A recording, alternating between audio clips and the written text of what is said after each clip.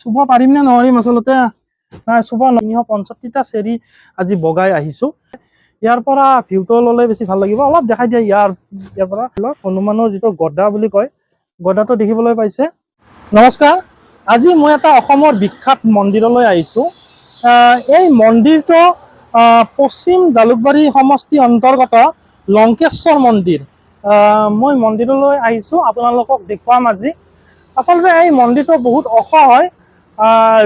যিসকলে আহিছে গম পাব এই মন্দিৰটো।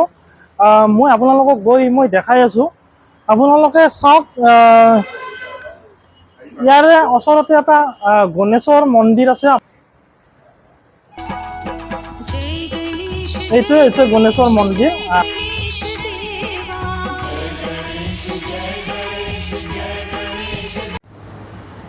প্ৰথম ইয়াতে সোমোৱাতে আপোনালোকে এটা সভাঘৰ এটা দেখিব মন্দিৰৰ। দেখিছে সভাঘৰৰ এইটো পিনেৰে আপোনালোকে আহিব লাগিব।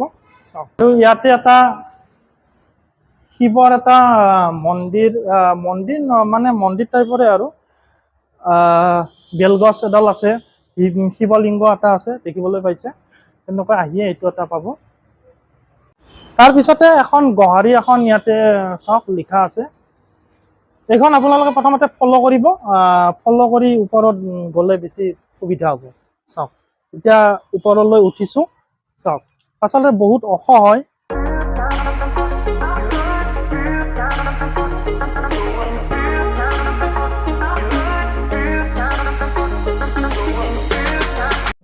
ইমানখিনি খোজকাঢ়ি আহি আচলতে ভাগৰ লাগিছে। চাওক ইয়াতে 2 নম্বৰৰ মন্দিৰ পাইছোঁ এতিয়া। চাওক ইয়াতে লিখা আছে, অনুগ্ৰহ কৰি জোতা চেণ্ডেল ওপৰলৈ নিনিব। আমি নিনো বাৰু, ইয়াতে ৰাখিছোঁ। চাওক ইয়াতে আহিয়ে শ্ৰী শ্ৰী শনি মন্দিৰ এটা আছে, আপোনালোকে দেখিছে। শনি মন্দিৰৰ ওপৰত আছে, চাই লওক। আমি যাবলৈ চেষ্টা কৰিছোঁ, আপোনালোকে চাই থাকক শনি মন্দিৰ।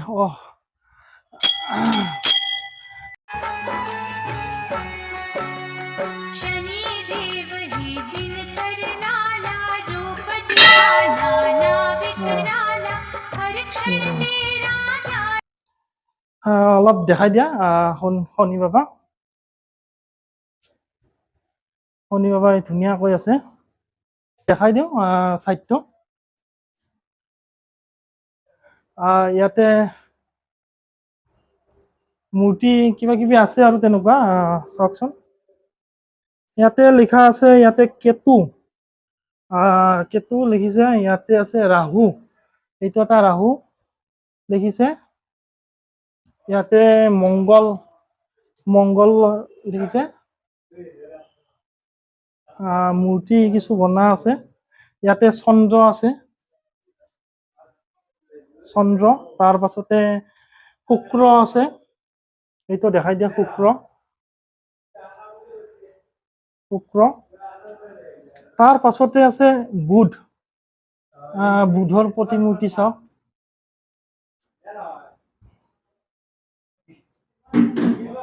আৰু ইয়াতে আছে বৃহস্পতি, এইটো।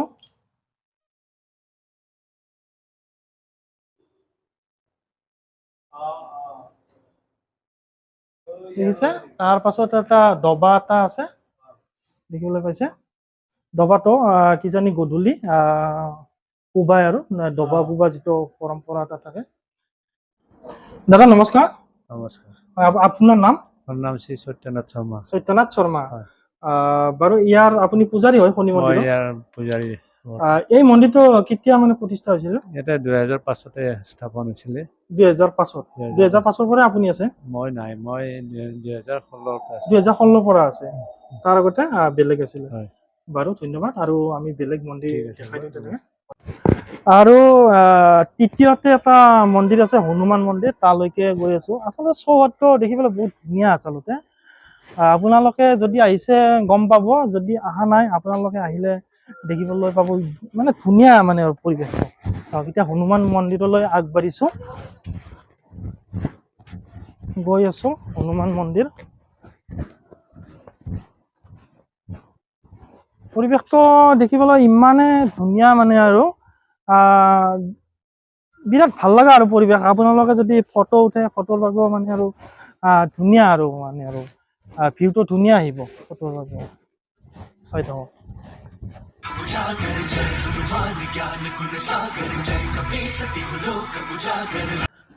দেখিছে হনুমানৰ মন্দিৰ দেখিবলৈ পাইছে। হনুমানৰ মূৰ্তি ইয়াতে দেখিবলৈ পাইছে। কেইটা আছে আপোনাৰ ইয়াতে মূৰ্তি আছে আপোনাৰ 8টা মূৰ্তি আছে হনুমানৰ। ইয়াতে সেৱা সমন কৰিবৰ বাবে ধূপ চাকি জ্বলাব পাৰি ইয়াতে। ইয়াতে অলপ দেখাই দিয়া এইটো অলপ এইখন।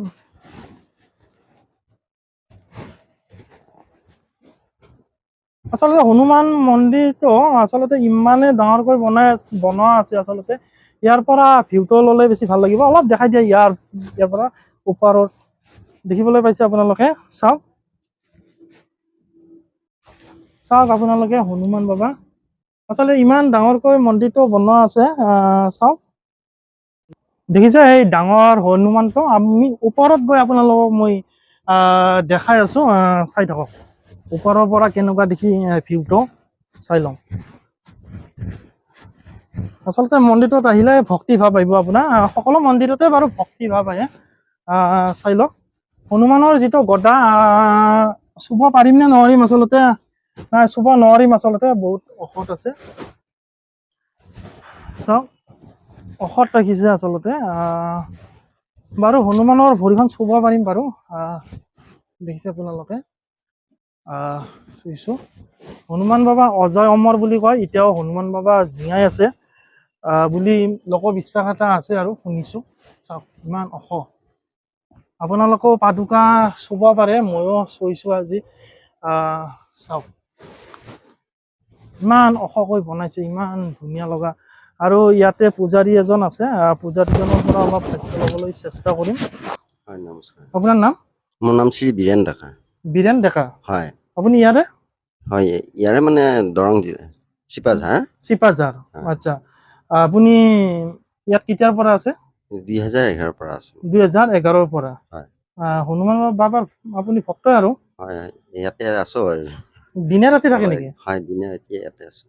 বাৰু আপোনাৰ মনৰ বাঞ্ছা আপোনাৰো পূৰ্ণ হওক। লগতে যিসকলে হনুমান বাবাৰ ওচৰত সেৱা সন্মান কৰিছে সকলোৰে মনৰ বাঞ্ছা পূৰ্ণ হওক আৰু দিয়ক। ধন্যবাদ।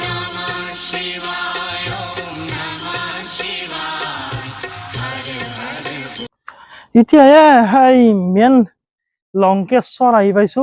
চাওক আচলতে পাহাৰৰ একদম শেষত ভাগৰ লাগি গৈছে দেই। একেবাৰে শেষত মানে এই মেইন যিটো লংকেশ্বৰ মন্দিৰ 4 নম্বৰ চাই লওক। এই মন্দিৰলৈ আহিছো। এতিয়া গৈ আছো ওপৰত। অলপ চাফ চিকুণ কৰি আছে যিহেতুকে ভক্তবোৰ এতিয়া গৈছে আৰু। আমাৰ অৱশ্যে এতিয়া 3:30 বাজিলে। আমাৰ আহোঁতেও আমাৰ দেৰি হৈছে আচলতে। 3:30 বাজিল। চাই লওক চাওক ইয়াতে মহাদেৱৰ বাহন ষাঁড় গৰু দেখিছে। ষাঁড় গৰু 2টা আছে, এইটো চাইডে এটা আৰু এইটো চাইডে এটা। চাই লওক আমি ভিতৰত এতিয়া প্ৰৱেশ কৰিবলৈ চেষ্টা কৰিছো। চাই লওক গৈ আছো। আচলতে শিৱলিংগ আপোনালোকে দেখিবলৈ পাইছে। ইয়াতে ভক্তই ইয়াতে জল ঢালি আছে দেখিবলৈ পাইছে। চাওক মন্দিৰ ভাগ দেখিবলৈ কিমান ধুনীয়া হয়। দেখিছে ইয়াতে আহি এডাল বটগছ দেখিছো। চাওক অলপ দেখাই দিয়া ওপৰ ভাগ।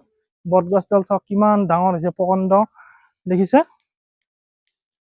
আৰু ইয়াতো এটা ষাঁড় গৰু এটা বনাই ৰখা আছে। চাই লওক ধুনীয়াকৈ বনাইছে আৰু। এতিয়া এইটো পিছৰ ভাগ আচলতে দেখিবলৈ পাইছে।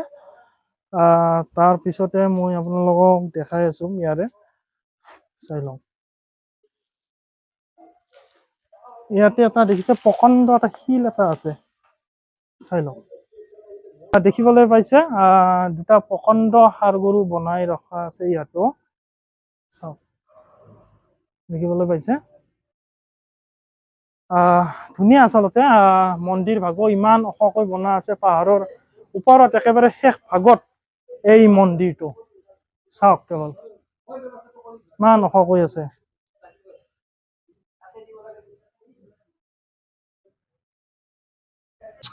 আপোনাৰ নাম? মোৰ নাম অতুল পাটোৱাৰী অতুল পাটোৱাৰী আপুনি ইয়াৰে মানে পূজাৰী হয় লংকেশ্বৰ হয় মানে আৰু এই লংকেশ্বৰটো কেতিয়া মানে আৰু স্থাপন হৈছিলে এইটোতো মানে কোৱা শুনা সিহঁতে কেটাৰ যুগৰ পৰাই বোলে এইটো বস্তু আছে তেতাৰ যুগৰ কেটাৰ পৰা। যুগতে ৰাৱণে আহি ইয়াতে তপস্যা কৰিছিল হয় নেকি তপস্যা কৰি বৰদান পোৱাৰ কাৰণে লংকেশ্বৰ আছিল সেইকাৰণে জয় লংকেশ্বৰ বুলি কয় জয় লংকেশ্বৰ হয় মানে ভিতৰত এটা শিল এটা দেখিলো প্ৰকাণ্ড শিল সেই প্ৰকাণ্ড শিলটো মহালিংগ বুলি পূজা কৰা যায় মহালিংগ তাৰ কাষতো মা হয় তেওঁৰ কাষত সিন্দুৰ দিয়া আছে সেইটো গণেশ তেওঁৰ পৰিয়ালটো ইয়াতে আছে ইফালে আছে এটা হেৰি কি বুলি নন্দী হয় সেইটো এইটো অ মই দেখাইছো বাৰু সেইটো ভিতৰতে নন্দী সেইটো নন্দী বাৰু লংকেশ্বৰ মানেতো মহাদেৱ হয় মহাদেৱ মহাদেৱ মহাদেৱ শিৱ বাবা পাৰ্বতী আৰু হয় ঠিক আছে বাৰু ধন্যবাদ হয়। ভিডিঅ'টো আপোনালোকে চালে আজি আচলতে পাহাৰৰ বহুত ওপৰলৈকে আহিছো লংকেশ্বৰ মন্দিৰ যিসকলে জানে গম পাব জানিব পাৰিলো যে ইয়াতে 365টা চেৰি আছে আমি 365টা চেৰি আজি বগাই আহিছো আৰু এতিয়া নামি যাব লাগিব বাৰু 365টাই আৰু চাওক কিমান ওপৰলৈকে আহিছো আপোনালোকক দেখাবৰ বাবে কষ্ট কৰি আছো আপোনালোকে কেৱল লাইক এটা কৰি দিলে ভাল লাগিব আৰু ভিডিঅ'টো চাই কেনে পালে কমেণ্ট এটা কৰিবলৈ নাপাহৰিব আৰু শ্বেয়াৰ কৰি দিয়ক যাতে সকলো মানুহে যাতে গম পায় ইয়াতে যে এটা এনেকুৱা ধৰণৰ মন্দিৰ এটা আছে আৰু চেনেলটোত যদি কোনোবা যদি নতুনকৈ আহিছে ছাবস্ক্ৰাইব এটা কৰি দিব ভিডিঅ'টো শেষলৈকে চাবৰ বাবে থেংক ইউ